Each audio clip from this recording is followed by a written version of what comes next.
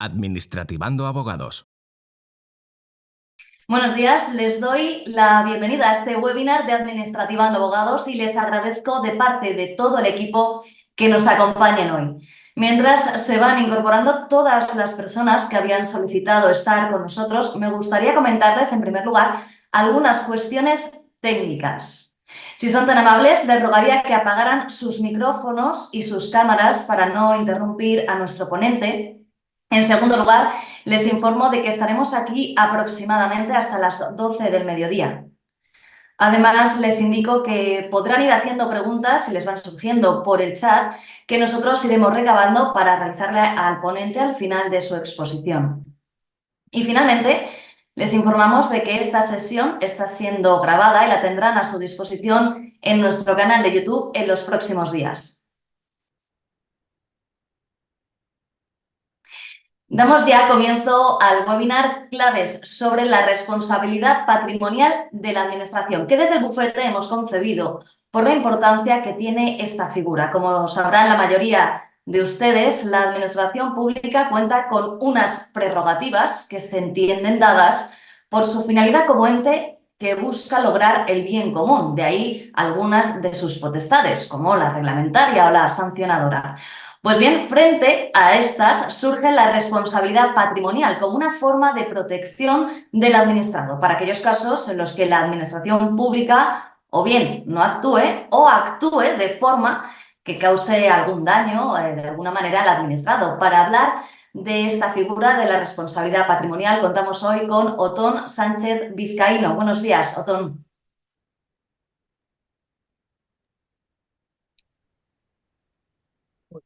Hola, buenos días. ¿Qué tal? ¿Cómo estáis? Pues nada, lo primero agradeceros como siempre que hayáis contado conmigo para tratar de este tema sin duda interesante y siempre en boga, ¿no? Porque es algo que, bueno, pues es algo importante para las administraciones públicas y para los propios particulares que en ocasiones se ven afectados en sus bienes y derechos como consecuencia de la actuación de la administración, de la aprobación de una norma, etcétera, como vamos a intentar analizar.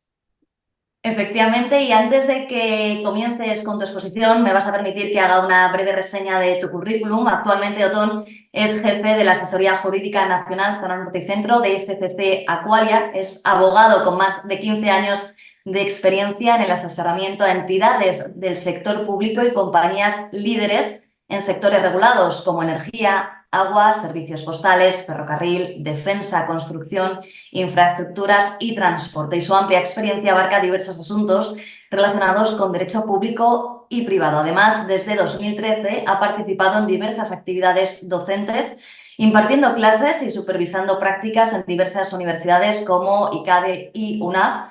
Actualmente imparte la materia de contratación pública en el máster de acceso y de asesoría jurídica de ICADE y además puedo añadir personalmente que es un excelente profesor con el que tenemos hoy la suerte de contar. Otón, es un honor, tienes la palabra.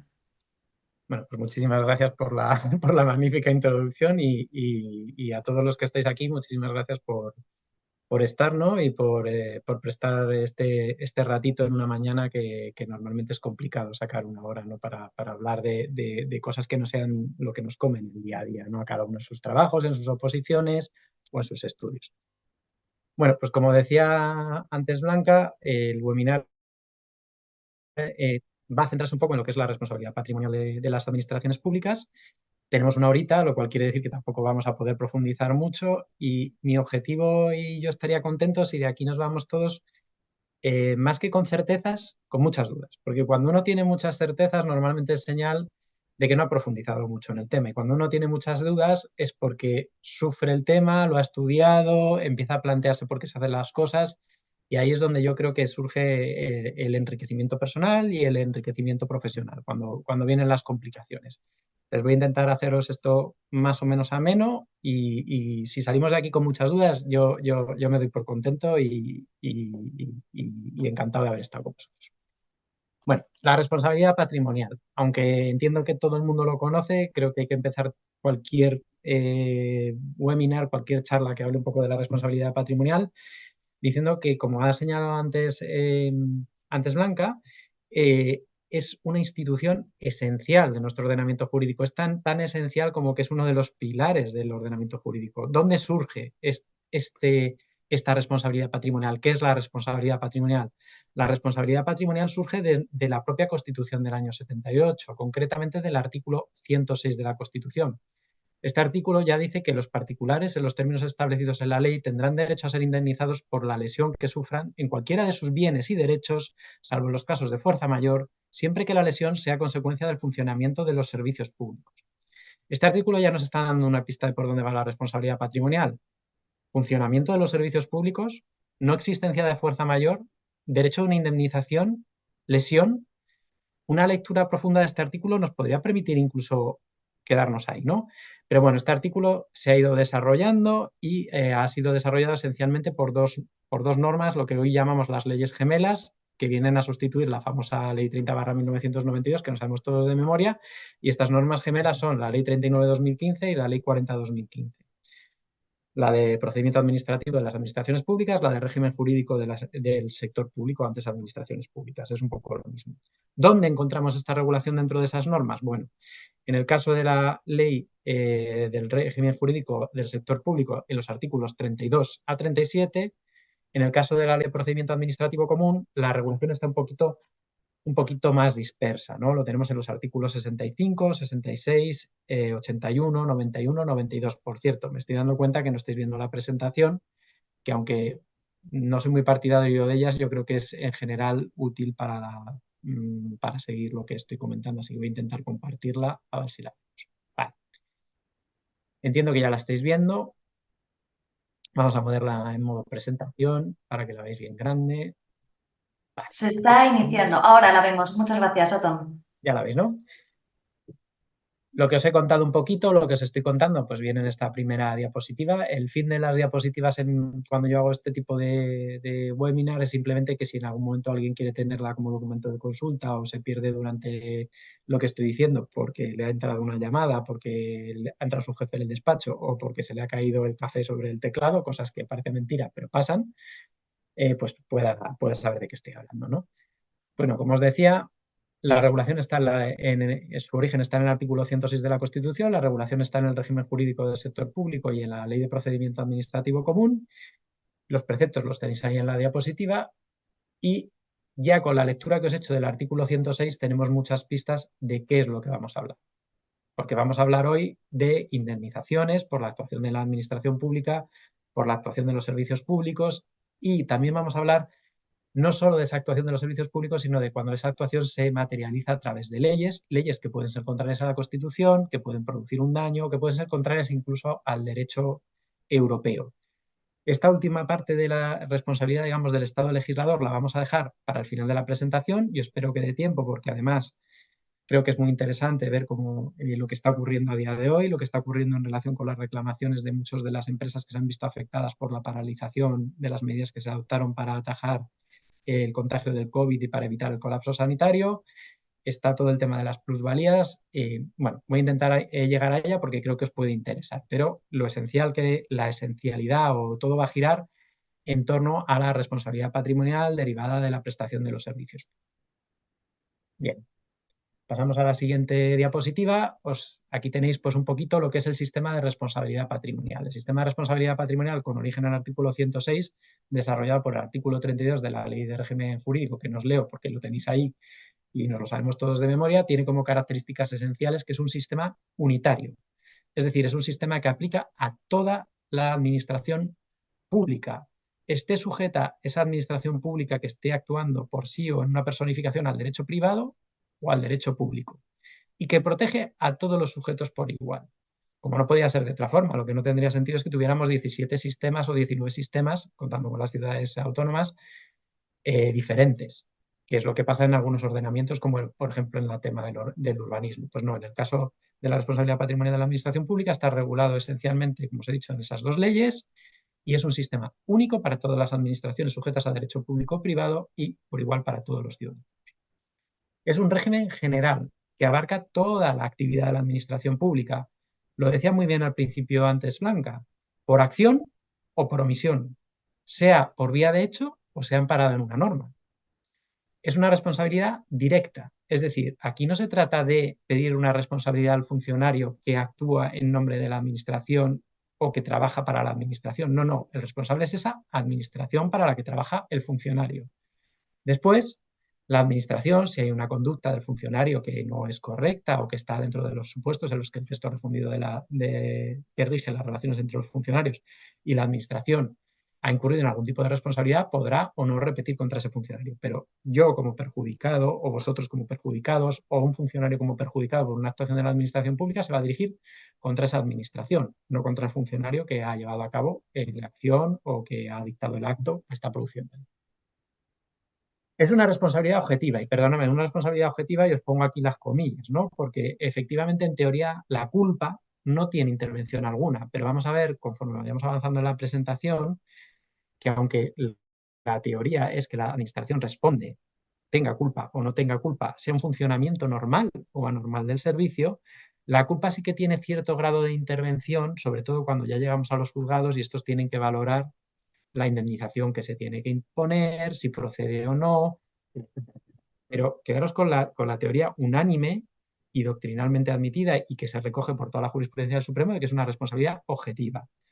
Y quedaros con lo que os digo ahora de, bueno, entre comillas, porque tampoco es un seguro universal. Y esto está un poco de moda y es un debate que ahora mismo está en la calle y cada uno tendrá su posición. Pero lo que viene a decir el Supremo es que lo que no se puede pretender es que la Administración asegure todo aquello que no se asegura por una aseguradora o todo aquello que pueda suceder, por ejemplo, por fuerza mayor. Si diluvia y caen los 40 litros metro cuadrado por hora que dice el Real Decreto que regula esto, no puedo ir yo a la Administración a decirle que se ha desbordado la red de tuberías de saneamiento o para que me indemnicen los daños que me ha provocado ese desbordamiento. No puedo porque ha habido un hecho de fuerza mayor y no hay un aseguramiento universal. Y otra cosa que es muy importante de nuestro sistema es que es un sistema de reparación integral. No se limita a indemnizar los daños materiales o físicos, si hay un daño corporal, sino que también se pueden indemnizar los daños morales. Dicho esto, no quiere decir que sea fácil. Los daños morales, y lo vamos a ver a lo largo de la presentación, son una de las cuestiones más discutidas en el ámbito de la responsabilidad patrimonial, son muy difíciles de probar y en general el Supremo acaba diciendo que hay que tener en cuenta las condiciones del caso, que hay que ver en qué consiste ese daño moral y va moderando un poco, no hay una regla o una fórmula de cuándo hay daño moral, cuándo no lo hay y cómo se calcula. Cuando hablo de daño moral, me estoy refiriendo, por ejemplo, al daño que se puede provocar en el buen nombre de una persona. No es responsabilidad patrimonial de la que vamos a hablar ahora, sino una responsabilidad que se puede exigir en otros ámbitos, pero, por ejemplo, imaginaros cuando se dice que alguien ha cometido un delito que no ha cometido o alguien está sometido a un procedimiento judicial durante muchos años y es declarado inocente.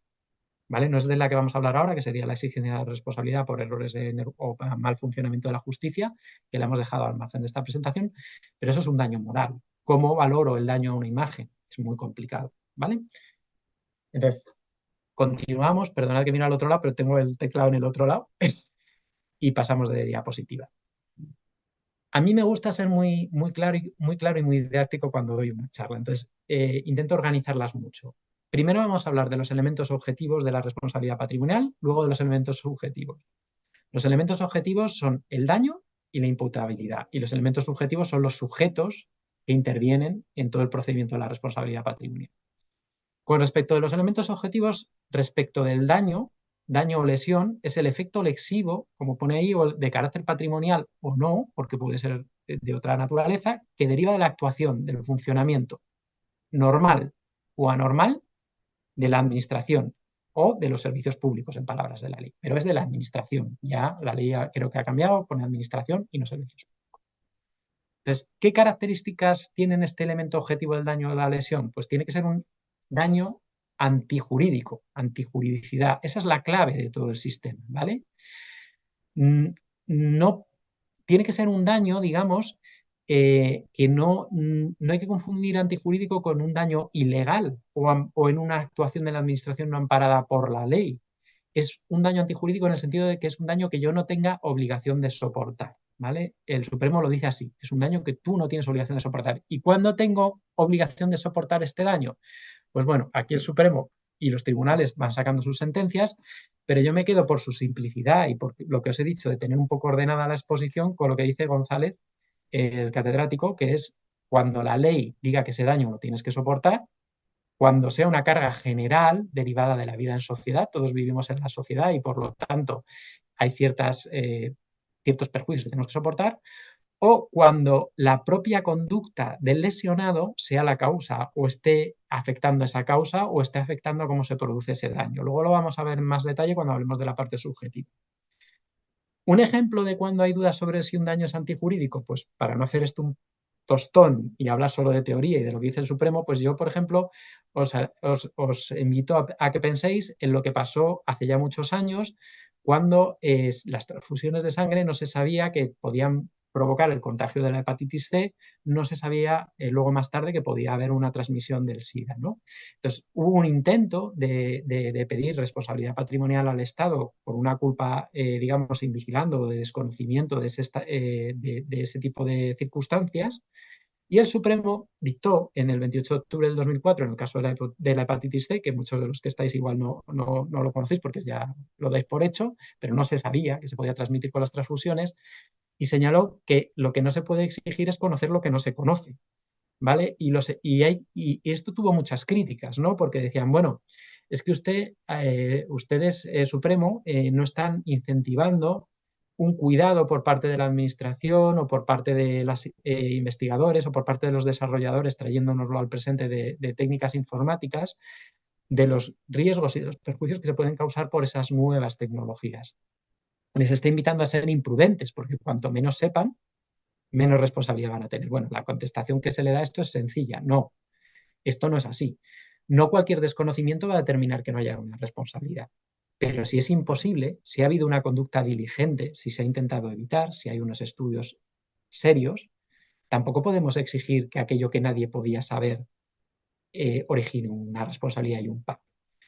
Entonces, bueno, pues hay casos muy famosos, está el de la hepatitis, está el del virus del SIDA, también podríamos hablar de la talidomida en su momento, que todavía está en los tribunales, con lo cual prefiero dejarlo aparte porque además es un caso complicado y muchos de los que estamos aquí igual hasta estamos afectados. Siguiente característica que tiene que tener nuestros daños o elemento objetivo de la responsabilidad patrimonial, tiene que ser un daño real y efectivo.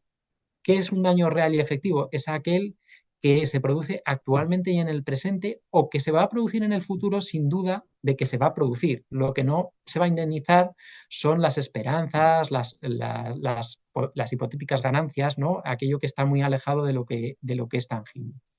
Tiene que ser un daño individualizado, se produce en relación con una persona o con un grupo de personas, pero no con el general de la sociedad, ¿vale? No con todo el mundo, porque eso es una carga general y entonces no es un daño que pueda determinar el nacimiento de esa responsabilidad patrimonial. Vuelvo a insistir, el daño no tiene por qué ser en los bienes, puede ser en las personas o puede ser de tipo... Tiene que ser un daño evaluable económicamente. No se excluye ningún tipo de daño, pero tiene que ser evaluable económicamente. ¿Cuándo? En el momento de la lesión, sin perjuicio de que se tendrá que actualizar al momento en que se haga la resolución y que se podrán devengar los intereses correspondientes si se reconoce ese derecho con posterioridad, ¿vale? La otra parte de los elementos objetivos, es la imputación, que es la atribución de la responsabilidad al sujeto que debe reparar el daño en base a la relación existente entre este y el daño, ¿no? O sea, la relación de causalidad, para que nos entendamos. Tiene que ser una relación objetiva. Como os he dicho antes, que haya culpa o no haya culpa o haya negligencia, en principio no influye. Ser responsable aunque no haya culpa o no haya negligencia. Y deriva del funcionamiento normal, cuando se actúa conforme al ordenamiento jurídico, o del funcionamiento anormal. ¿Qué es un funcionamiento anormal? Pues aquí empiezan las discusiones doctrinales, como os imaginaréis, y es uno de los caballos de batalla cuando no tiene que ir a un procedimiento de reclamación administrativa o un procedimiento judicial. Pero con carácter general, el Supremo habla de que hay un funcionamiento anormal cuando el servicio no ha funcionado con lo que normalmente cabría esperar que debería de haber funcionado, ha resultado defectuoso o, como vamos a ver en el siguiente punto, cuando hablamos del siguiente elemento, de este elemento objetivo, que es una actuación no adecuada a lo exigible, ha habido una deficiente organización del servicio, los estándares del servicio no son los aceptados o regulados en la norma que deberían de ser, hay compromisos de calidad que se han incumplido, o en el caso de los profesionales, por ejemplo, los médicos o los bomberos o los abogados, ¿vale? Se incumple lo que se llama la lex artis, que es al final la norma por la que se debe regir la normal actuación. Ha habido una diligencia adecuada, una actuación conforme a los procedimientos que se conocen, pero ha habido un daño. Un daño, pues, si se ha seguido esa lex artis, que no va a ser indemnizable o no va a ser imputable, ¿vale? Las actuaciones que dan lugar a la responsabilidad, como ya os he adelantado en la primera diapositiva, son cualquier tipo de actividad. No solo son los servicios públicos inicialmente, sobre todo en la ley de expropiación forzosa, cuando no había todavía regulación de la responsabilidad patrimonial, solo eran los que derivaban de la expropiación de los bienes y derechos y de actuaciones concretas. Después solo de los servicios públicos, pero a día de hoy es de cualquier actividad que lleva a cabo esa administración, entendida en sentido amplio. Vamos a verlo en el sentido luego cuando veamos los subjetivos. Bien.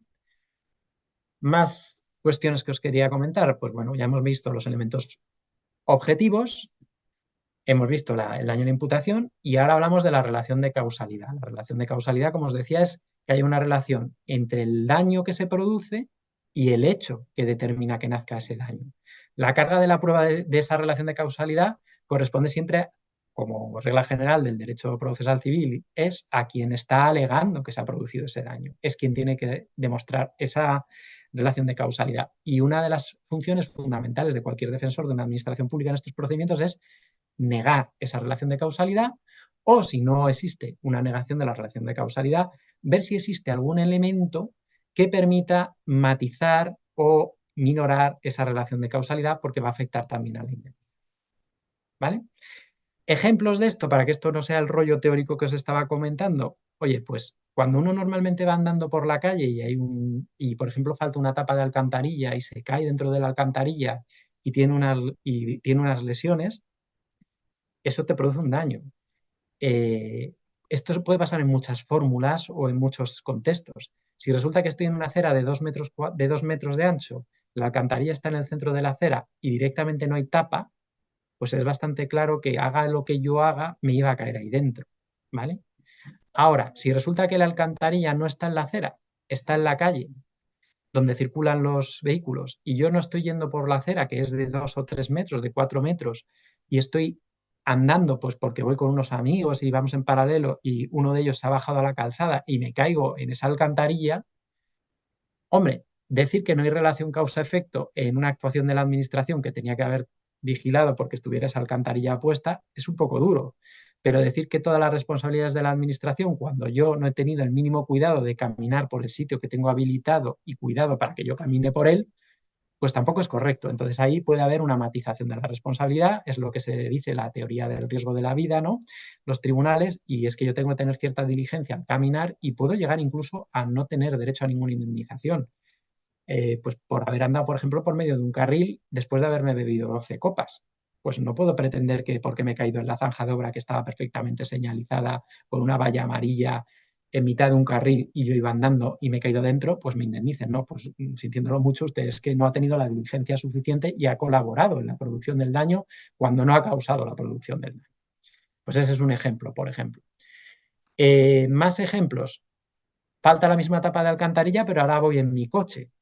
Estoy en una zona de poblado limitada en una calle de un solo sentido, con un solo carril, luego limitación genérica a 30, por mucho que ahora haya muchas noticias de gente que es multada, ¿no?, por ir a 50 en este tipo de calles sin hay señalización, y yo voy a 70-80 kilómetros por hora con mi coche. Vamos a ver, si yo paso a 70-80 kilómetros por hora por una calle de 50, el daño que voy a tener es muchísimo mayor que si hubiera ido a 50 o a 30. Por lo tanto, esa parte que es imputable a mí, no puedo exigir esa responsabilidad. Yo os cuento un caso muy curioso. Yo trabajo en una empresa de aguas.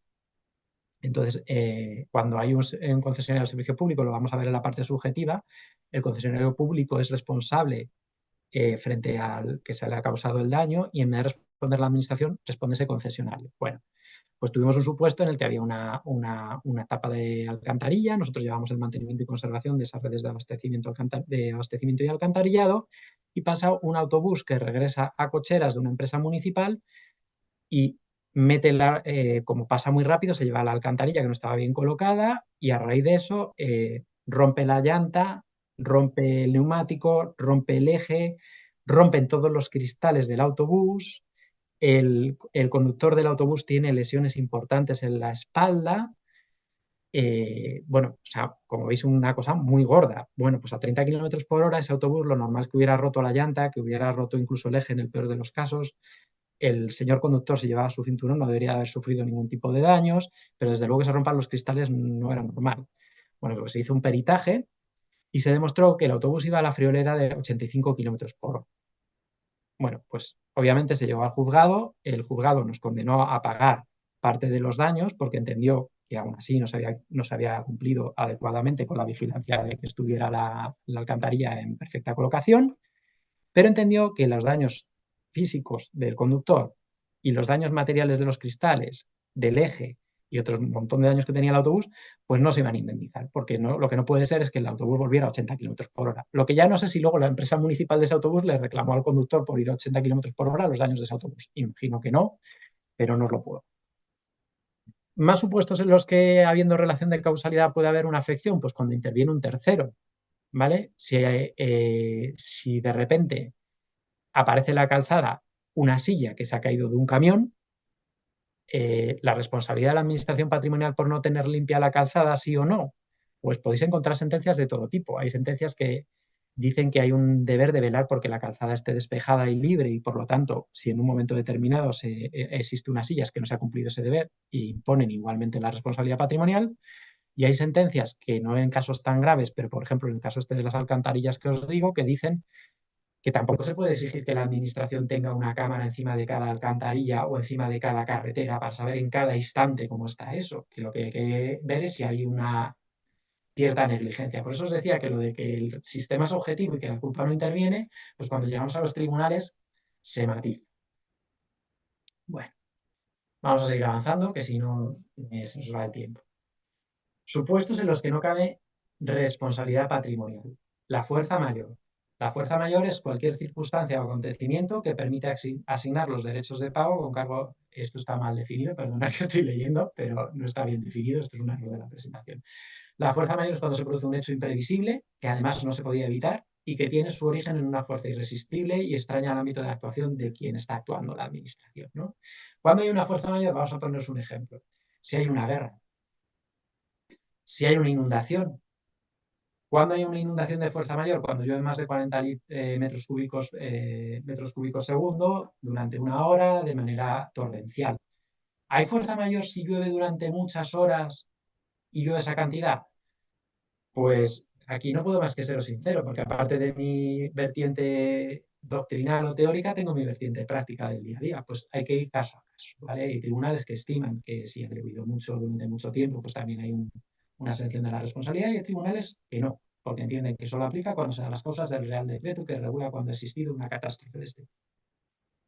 Bueno, pues tengámoslo en cuenta. Hay veces que la fuerza mayor no exime del todo tampoco la responsabilidad patrimonial. Y os pongo otro ejemplo que no sé si todos los que estamos aquí lo conocéis o no, porque entiendo que habrá gente muy joven y gente que tenga una edad similar a la mía o más mayor que la mía.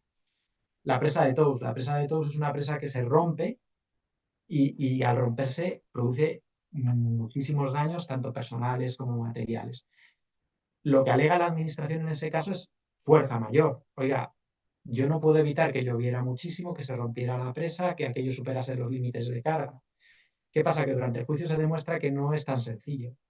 Pues porque la presa no ha tenido un mantenimiento adecuado, porque la presa presentaba ciertas deficiencias, porque no ha habido una labor de prevención de haber evacuado a la gente que estaba en la zona de la presa cuando se podía ver que ya esto iba a pasar. Entonces se matiza, ¿vale? Eso es un ejemplo. ¿La Otón, COVID-19 es una causa de fuerza mayor? Pues el Supremo, en las sentencias que está dictando ahora, que fundamentalmente tenemos dos, una promovida por el sector hotelero y otra promovida por el sector de los autobuses, una de las cosas que dice es que el hecho de que aparezca una epidemia como esta puede ser fuerza mayor. Pero también hay sentencias que dicen que una epidemia no es algo de fuerza mayor porque es algo que se reproduce históricamente. Luego, cuando lleguemos al supuesto, lo analizaremos más en detalle, pero el Supremo al final acaba diciendo que no hay responsabilidad patrimonial del Estado, no tanto porque hubiera un supuesto de fuerza mayor, sino porque no se han demostrado que los daños tengan una relación causal directa respecto de esa, de la circunstancia. Otón, perdona ¿Vale? que te interrumpa, no sé si me escuchas. Sí, te escucho. Es que se acaba de producir una distorsión con tu audio, ¿Sí? entonces no sé si te puedes acercar un poquito más a la pantalla. Perfecto. Me acerco un poquito al micrófono. ¿Me oís ahora mejor? Ahora parece que mejor. Muchísimas gracias. Disculpa la Vale. interrupción. Nada, si se repite me decís y me pongo los cascos estos con el micrófono y se vuelve un bisfeno. Muchas gracias. Bueno, solo excluye la responsabilidad patrimonial la fuerza mayor. El caso fortuito no lo excluye, ¿vale? La causa de daño un caso fortuito es cuando algo que no se podía prever, pero de preverse hubiera podido ser evitado, o hubiera sido evitado. Bueno, pues en ese caso no se excluye nada. Vamos a seguir avanzando porque vamos un poco retrasados. Los elementos subjetivos, como os decía, ya hemos visto la parte objetiva, daño, imputación, relación causa-efecto. Vamos a la parte subjetiva. Los elementos subjetivos son las partes o las personas que pueden intervenir en la responsabilidad patrimonial. Por un lado lo tenemos claro, las administraciones públicas, en sentido amplio, como os he dicho antes, en el sentido que están definidas por la antigua Ley 30/1992, a día de hoy por la Ley 39/2015.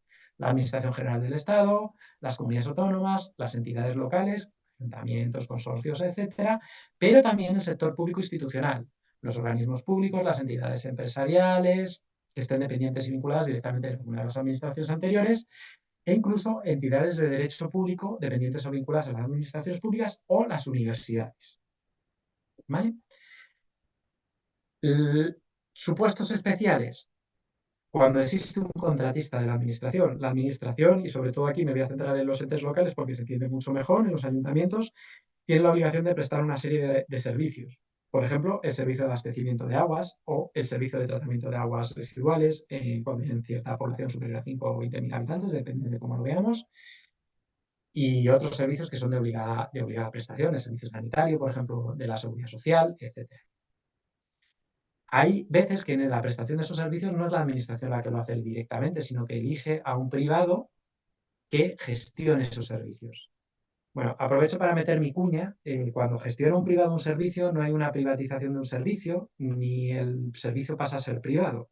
¿Vale? Se gestiona el servicio, la titularidad o el propietario de ese servicio, o el obligado y responsable último de ese servicio sigue siendo la administración. Bueno, pues en estos casos la responsabilidad se traslada al concesionario o al contratista de la administración que responderá de los daños o perjuicios que se hayan causado en particular como consecuencia de la mala ejecución de ese contrato. ¿Vale? No la administración. Esto plantea un problema y que en realidad es una garantía, pero ha planteado muchos problemas en la práctica. ¿Por qué? Porque cuando hay una empresa privada gestionando un servicio, vamos a hablar de las aguas, que es donde llevo los últimos 7 años actuando, el privado puede tener la siguiente, o el abogado del privado puede tener la siguiente duda. ¿A quién reclamo? ¿A la administración o al contratista? ¿Y cómo lo hago? Porque si el contratista es una empresa privada, ¿qué voy? ¿A la jurisdicción civil o a la jurisdicción administrativa? Bueno, esto a día de hoy ya produce menos problemas, pero os puedo asegurar que en el año que se aprobó la Ley 30/92 era muy complicado hasta el punto que tanto esa ley como la nueva prevén que se pueda consultar a la propia administración quién considera que es responsable del daño. Hasta el punto que las administraciones, cuando resuelven los expedientes patrimoniales iniciados ante ellas, pueden acabar concluyendo que ellas no son responsables, que hay responsabilidad patrimonial y que lo es ese prestatario de ese servicio, ese contratista. Con carácter general, si yo voy a demandar solo al contratista, iré a la vía civil, a esa empresa privada que gestiona el servicio. La vía civil, por el 1902, a exigirle daños y perjuicios. No es recomendable. ¿Y por qué no es recomendable? Porque si la jurisdicción civil concluye que el daño no es imputable o no es de esa entidad privada, sino que es por encima de la administración, pues porque ha dado una instrucción de que se haga de una determinada manera la actuación de ese concesionario, a la administración no la puedo llevar a la vía civil. Con lo cual yo, con carácter general, cuando hay una administración implicada o titular de un servicio, siendo la parte reclamante, lo normal será ir a la vía contencioso administrativa y la recomendación será demandar a la administración y a esa empresa. ¿A esa empresa ante la vía contencioso administrativa? Sí, la ley lo prevé. Cuando haya un privado que está prestando un servicio y se le demande con la administración, que es titular de ese servicio, se hace ante la jurisdicción contencioso administrativa. No hay problema. Bueno, a día de hoy produce pocos problemas, hace años producía más. Otro supuesto especial, cuando el daño no es provocado por una sola administración, por un solo ente local, por un solo ente del sector público, sino que se produce por varias administraciones que, por ejemplo, están actuando de manera conjunta. Bueno, pues si están actuando de manera conjunta y hay un elemento que regula esa actuación conjunta, habrá que estar a ese instrumento regulador de esas relaciones para saber la responsabilidad que tiene cada administración, y si no lo hay, la responsabilidad será solidaria. Pero respecto del particular perjudicado, y esto para todos aquellos que reclaman es una garantía, podrá demandar a cualquiera de las administraciones que estén actuando y pedirle el todo, y luego entre ellas ya se arreglará. Cuidado, no vayamos a confundir la actuación de administraciones de manera conjunta con la actuación de entes con personalidad jurídica en los que se integran varias administraciones. Y me explico. Si vamos a pedir daños y perjuicios a un consorcio, ese consorcio ya tiene personalidad jurídica propia, pidámoslo al consorcio, no vayamos a ir contra uno de los miembros del consorcio, porque no va a tener legitimación pasiva y se va a perder nuestra acción. Cuando hablo de una acción conjunta de administraciones, cuando no lo hacen a través de un ente que ya está corporizado y que tiene una personalidad jurídica propia y por lo tanto tiene legitimación pasiva, ¿vale? Es una pequeña aclaración muy básica, pero que creo que está bien.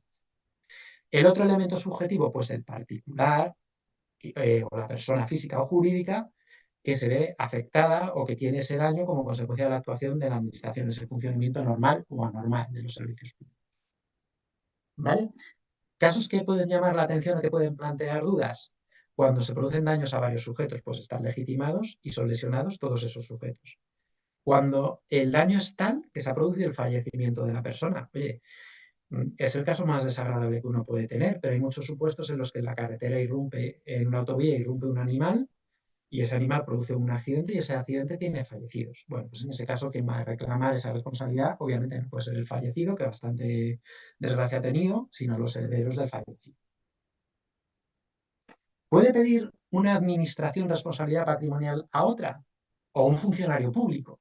¿A la administración para la que trabaja? Bueno, pues en principio el Supremo viene diciendo que sí, ¿vale? Pero en el caso del funcionario público, sobre todo, ha ido matizando. Es decir, en realidad no matiza, lo que aplica son las reglas generales. Si el funcionario con su propia actuación es el que se ha producido el daño a sí mismo, pues no tiene mucho sentido que reclame a la administración. ¿Por qué? Porque al final está lo que os decía antes, si ha intervenido culpa del propio lesionado, pues no hay esa responsabilidad o se matiza esa responsabilidad. Si existen otras vías para exigir esa responsabilidad expresamente previstas en el ordenamiento jurídico, pues tampoco. Funciona un poco de manera subsidiaria.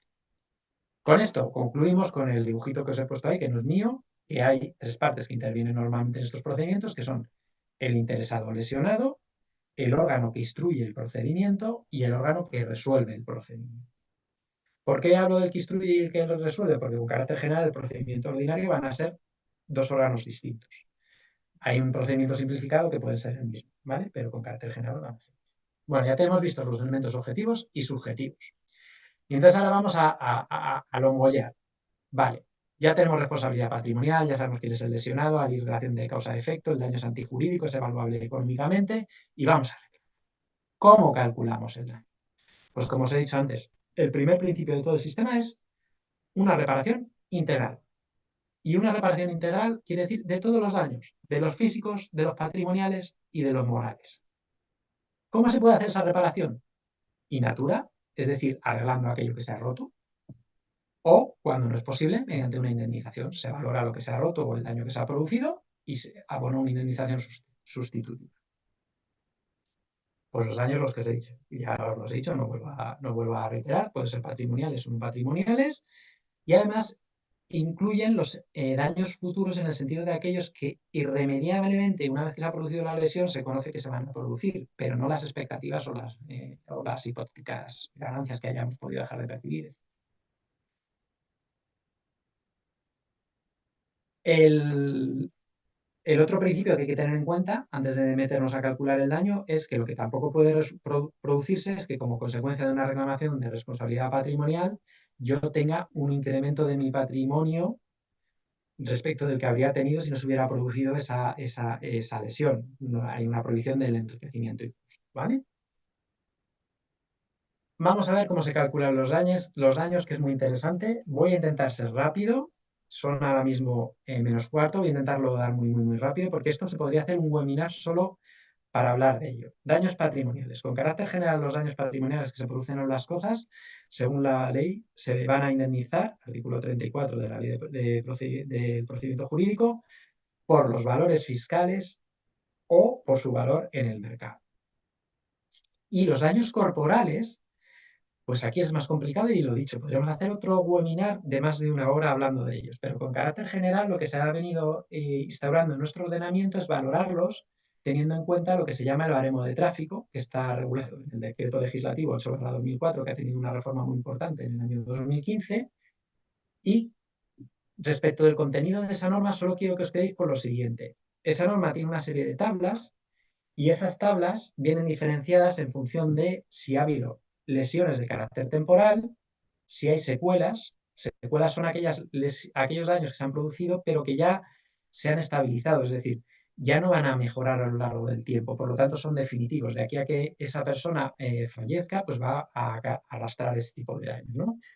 Y por causa de muerte. En el caso de los daños, de las lesiones temporales, además, quiero que os quedéis con que existen una serie de conceptos que son el perjuicio personal básico, el perjuicio personal patrimonial y luego el daño emergente y el lucro cesante.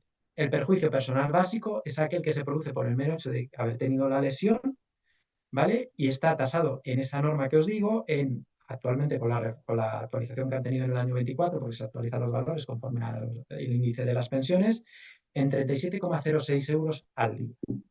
El perjuicio patrimonial particular es aquel que se produce ya cuando la cosa es, no hay solo una producción de daño, sino que ya pues tienes que ir al hospital o te tiene que ver un médico o incluso puedes estar en lo que distingue entre un daño, digamos, menos grave, un daño grave, un daño moderado, un daño grave y un daño muy grave. El daño grave es cuando tienes que estar hospitalizado, el muy grave cuando estás en la UCI. Pues aquí las cantidades ya son 64,25 € al día, 92,66 y 123,55. Y además hay un daño emergente. ¿Qué es el daño emergente? Pues, por ejemplo, imaginaos un accidente de tráfico, se rompen las gafas del conductor, cosa que me pasa a mí cada vez que me dan un golpe en el coche, que por suerte solo ha sido una vez en la vida, ¿no? Pues eso es un daño emergente. El daño que se produce en el propio vehículo, eso es un daño emergente. Y se indemniza también el lucro cesante. ¿Qué es el lucro cesante? Oye, pues si, por ejemplo, yo estoy trabajando y acabo estando en el hospital y no puedo ir a trabajar y soy un autónomo y no estoy percibiendo ingresos, eso es un lucro cesante.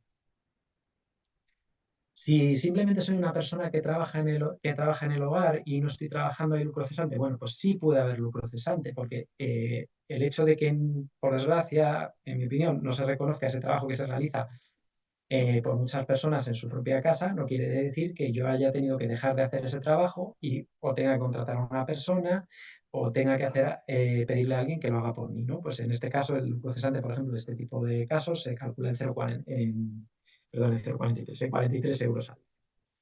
Las secuelas, como os decía, las secuelas es cuando ya esas lesiones que yo he tenido no van a desaparecer, se han estabilizado y por más rehabilitación que me den o por más que se pueda intervenir, no van a desaparecer. También se distingue entre un baremo, digamos, económico o personal básico y entre un personal particular, lucro cesante y daño emergente. ¿Cómo se valoran esas secuelas? Pues esa norma tiene una serie de definición de secuelas y les otorga una serie de puntos. Cada punto de secuela más o menos está entre 700 y 1.200 euros, por la media unos 1.000 euros, ¿vale? Para que os hagáis una idea. No es así, hay que ir a las tablas y hay que verlo punto a punto. Las secuelas pueden ser físicas, me afectan a la movilidad o tengo una amputación. Puede haber secuelas concurrentes, es decir, hay varias secuelas, no solo una, no solo me han amputado un brazo, sino que además tengo un dolor por el nervio, o además tengo un esguince cervical, o además tengo fusionadas dos vértebras. Bueno, pues esa ley establece cómo se tienen que calcular con una fórmula que se llama Van-Ansar, que no la voy a aplicar, pero que está ahí en la ley, que si la necesitáis, pues la podéis consultar. Pueden ser agravatorias de otras persistentes. No es lo mismo que yo ya tenga, pues por ejemplo, porque he tenido un defecto de escoliosis desde el momento en que he nacido, un dolor de espalda y que me produzca un accidente y ese dolor de espalda pues vaya más. La secuela que me queda no puede tener en cuenta o tiene que descontar esa secuela previa que yo ya tenía de mi escoliosis porque ya me dolía la espalda, ¿vale? Hay que ver cómo se ha agravado esa lesión. Más cosas que os pueda contar en relación con las secuelas, pues se valoran las secuelas estéticas. Si he tenido una quemadura, si he tenido secuelas que me afectan a la cara, también tiene una valoración aparte y distinta de las otras secuelas. Será mayor o menor en función de si la secuela se puede corregir con una intervención estética o no, de si afecta a mis relaciones sociales, de si afecta cómo me relaciono con los demás y produce otro tipo de... ¿Vale? Daño emergente, lucro cesante, no entro porque si no, no le. Fallecimiento, fallecimiento lo mismo. Hay otra tabla específica dentro de esta norma que regula el fallecimiento y regula que con carácter general tienen derecho a indemnización, pues obviamente los ascendientes, los descendientes, el cónyuge y una serie de personas que se consideran allegados. Hay una indemnización fija, que es por el mero hecho de que se haya producido el fallecimiento, y luego hay otra serie de indemnizaciones que van en función de cómo afecta ese fallecimiento, de la edad que tenía el fallecido, de si había convivencia previa o no. Bueno, hay que acudir a esas tablas, ¿vale? No podemos detenernos aquí porque ya os digo, tendríamos que hacer un webinar de cómo usar esa ley, pero bueno, está la norma, somos capaces de entenderla los abogados. Quedaros con que, aunque la entendamos los abogados, no se puede ir nunca a un pleito de responsabilidad patrimonial si eres el lesionado sin un perito económico, sin un perito doctor que certifique las secuelas y con un perito que haya hecho una valoración de esas secuelas. O esas no. Por ejemplo, en un accidente de tráfico, si te duele la espalda y no tienes ningún tipo de daño, digamos, que vaya a dejar una secuela o que necesite rehabilitación, si no vas dentro de las 72 horas siguientes a un centro médico, ese centro médico dice que el dolor de espalda viene de ese golpe, los seguros con carácter general no te lo reconocen. Esto es una curiosidad, pues, las diapositivas pues las tenéis aquí un poco, que intentan explicar esto, pero mi recomendación es que vayáis siempre a la ley. Esto no a vosotros, porque muchos ya sois opositores, muchos ya estáis trabajando desde hace muchos años, pero cuando doy clases en las universidades, lo que le digo a mis alumnos es, no tengáis miedo a la ley. Vais a perder menos tiempo en cogeros una ley y en ojear el índice y en intentar entenderla que en buscar en Google una explicación de esa ley. Entonces, mi recomendación siempre es primero la ley, luego la búsqueda en Google. Si alguno en algún momento tiene una ley muy densa o se encuentra muy perdido, pues primero la búsqueda en Google. Pero normalmente leerse la ley es algo que facilita mucho las cosas. Bien, en cuanto al procedimiento, ya hemos visto los elementos subjetivos, objetivos, hemos visto cómo se calcula el daño. El procedimiento de responsabilidad patrimonial, el típico, el que se sigue con un escrito que se dirige a la administración diciendo que, oiga, andaba por la calle, había una tapa de alcantarilla que no estaba, me he caído. Oiga, iba con mi coche, la autovía de La Coruña y me he llevado un jabalí que entra por delante. O he ido a la seguridad social, me han hecho una operación, el médico no sabemos lo que ha hecho, pero me ha dejado peor de lo que estaba. Bueno, ese típico procedimiento que se va a iniciar, se puede iniciar de oficio por la propia administración o a instancia de... Si se hace de oficio, puede ser por propia iniciativa de la administración responsable, por una orden de un superior o por la petición razonada de otro órgano o por una denuncia. Ahí tenéis en la presentación los artículos que lo regulan y el contenido mínimo que tiene que tener esa solicitud. Si es instancia de parte, pues habrá que hacer una solicitud que tiene que cumplir una serie de requisitos y que tiene que básicamente decir que se ha producido un daño, que ese daño ha tenido una causa, un efecto lesivo, que esa lesión es económicamente evaluable, que es antijurídico y que existe relación de causa y efecto. Y ese escrito muy importante deberá proponer prueba, lo que os decía antes. Hay muchas veces que las reclamaciones pecan de falta de prueba y cuando llega el último momento, que ya es en el procedimiento judicial, la sentencia es sí, se ha acreditado que se ha producido un daño, sí se ha acreditado que, sí, que es causa del funcionamiento normal o anormal del servicio, sí se ha acreditado que ese daño es evaluable económicamente, pero no se ha probado bien lo que vale ese daño. Pues como no hay prueba, se acabó. O no se ha probado la relación causa-efecto, pues se acabó la reclamación.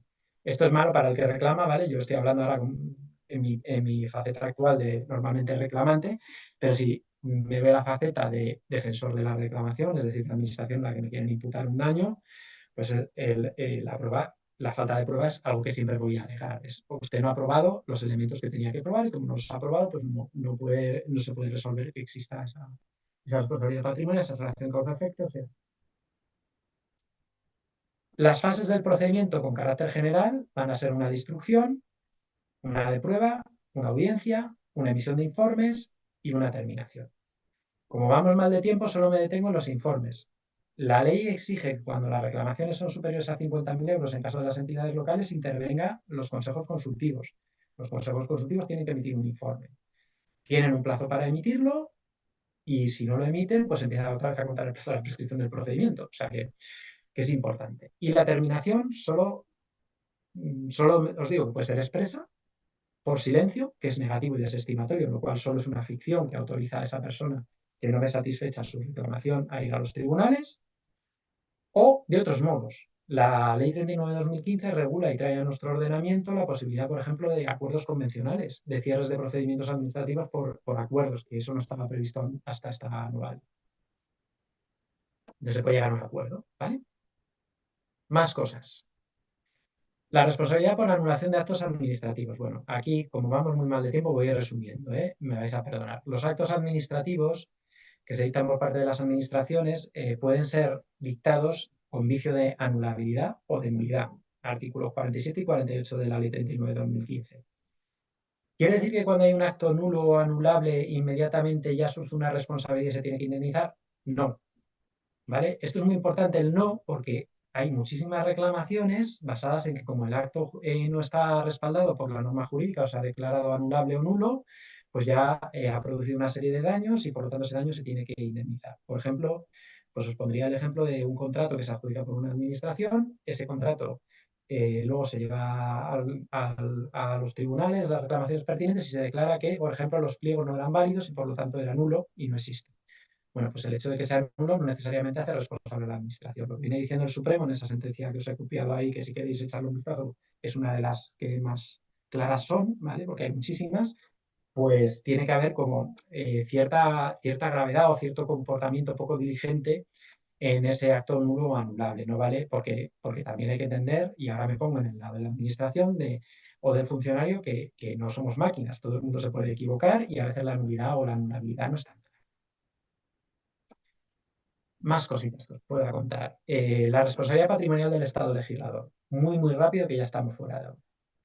La responsabilidad se puede producir bien porque hay una ley que produce un daño antijurídico, económicamente evaluable y perjudicial que no se tenía que soportar, bien porque es una norma que se declara inconstitucional, bien porque es una norma contraria al derecho europeo. Si es una norma inconstitucional, los requisitos están previstos en la ley. Los ejemplos que más interesantes pueden ser, pues pueden ser las últimas sentencias del Supremo que tenéis referidas en la presentación, la 140420 y la de 2 de febrero del 24, una referida a la reclamación que hacían los transpartistas en relación con el coronavirus y las medidas que se adoptaron por mediante Real Decreto de cierre, y de reducción de los derechos de movilidad, y el Supremo lo que viene a decir es que aunque ha sido declarado inconstitucional el estado de alarma, la declaración de inconstitucionalidad no viene determinada porque no se pudieran adoptar esas medidas que se podían adoptar incluso sin el estado de alarma porque estaban reconocidas en la ley de sanidad, sino porque la restricción fue tal porque que excedía esas de sanidad y además debería debería haberse declarado el estado de sitio. Y entonces, con ese efecto, lo que viene a decir el Supremo es, bueno, la ley puede ser inconstitucional, pero no en relación con el daño que usted le ha producido y, por lo tanto, no hay esa inconstitucionalidad de la ley ni se abre esa vía de la responsabilidad del Estado legislador.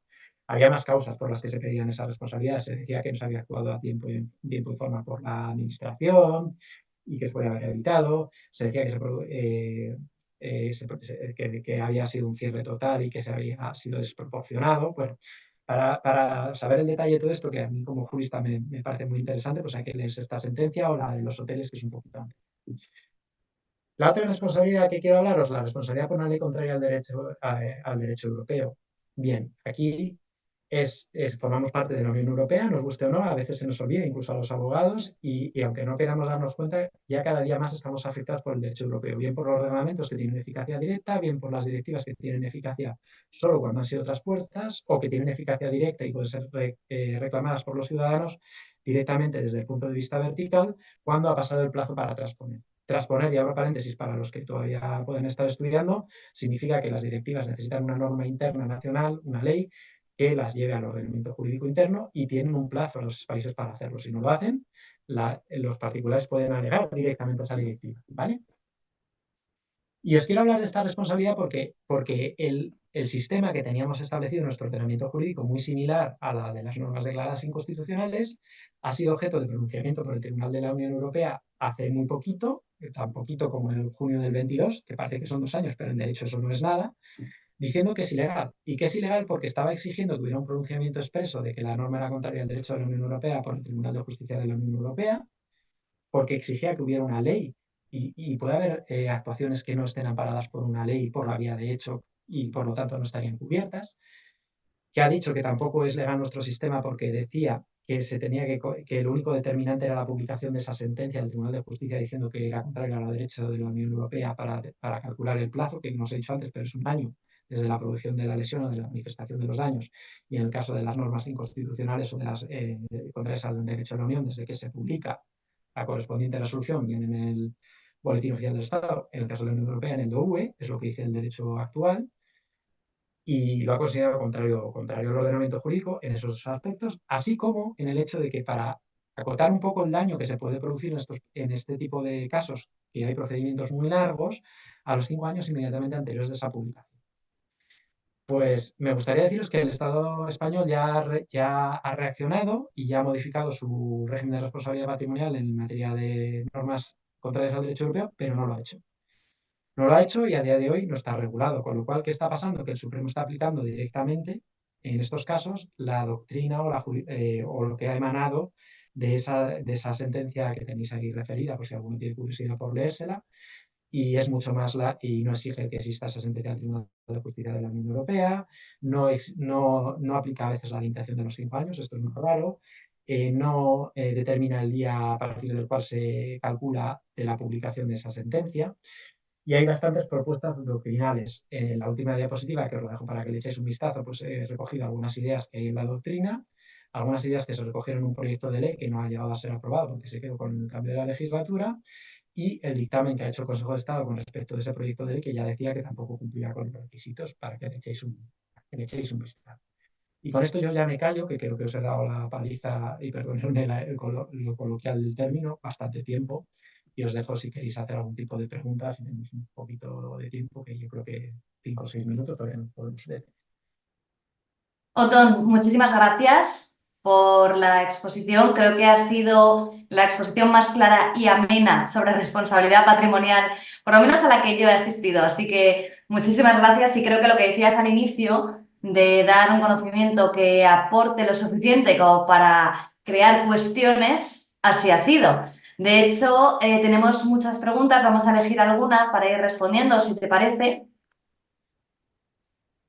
Vamos Perfecto. a ver una que creo que se puede resolver de manera sencilla, ya que lo has comentado tú a lo largo de tu exposición con el caso de la silla en la acera.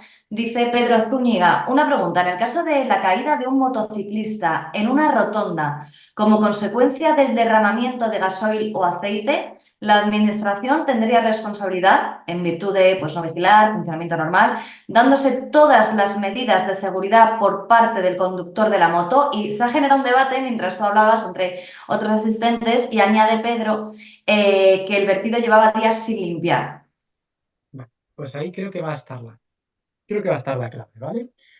Yo a esto voy a responder a la gallega si se quiere, que si se conoce luego a los gallegos, que igual tenemos alguno aquí, tampoco es exactamente así. ¿Y por qué digo a la gallega que es como que no contesto? Pues por lo siguiente. Pues vamos a ver, lo que os he contado antes. En principio, la administración tiene una obligación, en este caso sería el ayuntamiento, porque si es una rotonda, lo normal es que sea un vial local, tiene la obligación de velar porque eso esté en buenas condiciones y de una limpieza y de una vigilancia. Con lo cual, si el vertido de gasoil está ahí es porque ha habido un funcionamiento anormal del servicio de limpieza de ese vial y se ha producido al final una circunstancia que es que hay gasoil en la carretera y ha venido un motorista que iba perfectamente y al pisar el gasoil pues ha derrapado y puede haber daños muy graves. Yo conozco casos por desgracia, que incluso fallecimientos, ¿no? Porque la moto la pasa por encima, no lleva el casco, que matizaría luego el daño, etc. Con lo cual, si yo soy el perjudicado, el lesionado, ese motorista, no me cabe ninguna duda que como abogado le voy a decir, hay que intentarlo. Vamos a pedir la responsabilidad patrimonial de la Administración por funcionamiento normal o anormal del Servicio Público de Limpieza Viaria, basado en que no estaba limpia la calle. Si por el contrario soy el abogado defensor o el letrado de ese ayuntamiento, pues lo que voy a decir es justo lo que estáis comentando. Oiga, yo como administración lo que no puedo tener es creo que lo decía antes, no puedo tener una cámara sobre todos los viales públicos. Tengo no sé cuántos 1000 kilómetros que vigilar y tengo un servicio de limpieza que ha actuado. E intentaría aportar pruebas de cuándo ha actuado ese servicio de limpieza o imágenes o documentos de cámaras que pueda tener de los alrededores o de Google Earth o de Google Maps, si está actualizada, que es difícil que la tengamos tan actualizada, que demuestren que esa calle normalmente está limpia. Como argumento para intentar defender que no procede la responsabilidad patrimonial. Dicho esto, mi experiencia como reclamado muchas veces como gestor de muchos servicios públicos. Los juzgados, sobre todo en primera instancia, en estos casos van a tender a reconocer una responsabilidad patrimonial de la administración. Va a ser raro que consigas que un juzgado no te lo reconozca. ¿Pasa? Sí. Y os pongo un ejemplo. Yo tenía un caso muy reciente en el que había un tema de una alcantarilla que no estaba, no es que fuera inexistente, pero alguien la había levantado. Entonces nosotros dio la casualidad de que justo 20 o 30 horas antes habían ido nuestros operarios en este caso, porque había habido alguien que había dicho que había una alcantarilla que no estaba porque habían robado la tapa y habían colocado una nueva tapa. Entonces teníamos ese parte de trabajo y esas fotos de la colocación de la nueva tapa y la tapa en condiciones. Habían pasado horas.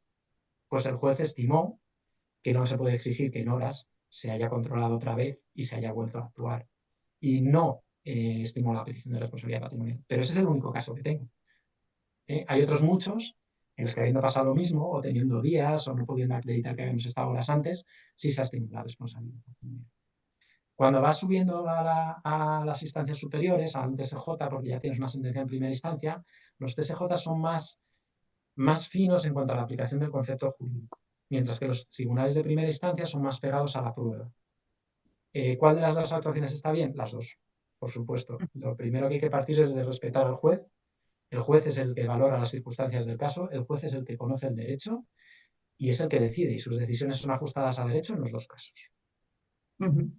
Muchas gracias, Otón, y muchas gracias a Pedro por su pregunta. Vamos a elegir dos más, si te parece, y cada una de un ámbito de lo que has hablado. Alguna de plazos, que ha sido, lo hemos revisado de manera muy rápida, que por cierto nos quedamos con eso que has dicho de que se necesita otro webinar solo para el cálculo. Ya te llamaremos otra vez. Dice Angélica, presentada la reclamación patrimonial a la Administración, si transcurrido el plazo para resolver, la Administración no resuelve, ¿cuánto tiempo puedes esperar a que resuelva antes de ir a la vía judicial al tratarse de un acto presunto? Bien, contesto dos cosas, porque la pregunta trae en realidad dos preguntas. Vale. La Administración tiene obligación de resolver siempre, lo cual quiere decir que si no resuelve, yo como perjudicado puedo mandar una carta o un escrito diciendo y pidiendo que resuelva y que no ha resuelto, sin irme al tribunal. El problema que se puede plantear es que si pasa mucho tiempo sin que yo haga esa reclamación bis de oye, resuelve, se empiecen a apreciar posibles prescripciones. Pero, y aquí es mi posición personal, mi respuesta es que cuando hay silencio negativo, es decir, cuando no hay respuesta de la Administración, no hay plazo para acudir a los tribunales. ¿Por qué no hay plazo para acudir a los tribunales? Porque lo que os decía, porque el silencio negativo es una ficción que se crea en las leyes ante la práctica incorrecta por parte de las administraciones de no resolver, de no cumplir con su obligación de no resolver. Es una ficción que permite y se crea a favor del administrado que no ve resuelta su reclamación. Y el Supremo viene diciendo que si no hay respuesta, no hay plazo para acudir. Ahora, si de repente espero a que resuelvan 6 o 7 años de mala fe y a los 7 años planteo una reclamación, no me resultaría extraño ni exento de justificación que el juez diga, oiga, usted por lo menos podría haberle recordado a la Administración cada año, que es el plazo que tiene de prescripción, la exigencia desde que se produjo el daño, que no ha resuelto. Pues no me extrañaría. Pero como abogado de un privado que viene, que no lo han resuelto y que es mucho dinero porque ha habido igual un fallecimiento, ¿por qué no? Si el Supremo lo ha dicho. El silencio es una ficción, no hay plazo. Muchas gracias. Si vamos con la última, porque no tenemos tiempo para más, nos encantaría continuar hablando con Otón y saber muchísimo más, pero quedará para otra ocasión. La última pregunta es la de Víctor. ¿Es o no viable solicitar la responsabilidad patrimonial a la Seguridad Social cuando es denegado el complemento de maternidad a un varón por el hecho de ser varón?